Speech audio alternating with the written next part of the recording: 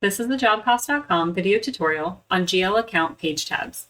In the main cabinet, go to General Ledger, click on Account List,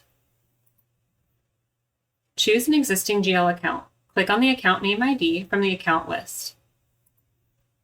Right below the multicolored buttons along the top are page tabs. These page tabs can be customized by an administrator to add, change, or reorder them.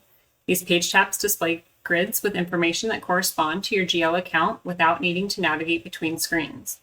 These grids can be searched and sorted in multiple ways.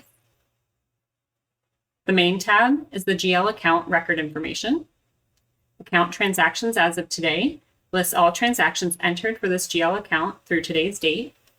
Account transactions lists all past, present, and future transactions entered for this GL account.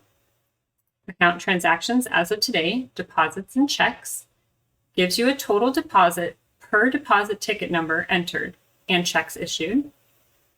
Account transactions as of today, receipts and checks, are individual receipts for each customer deposited and all checks issued.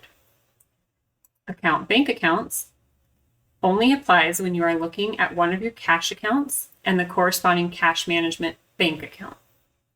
While on any of these page tab screens, use the multicolored buttons below the page tabs.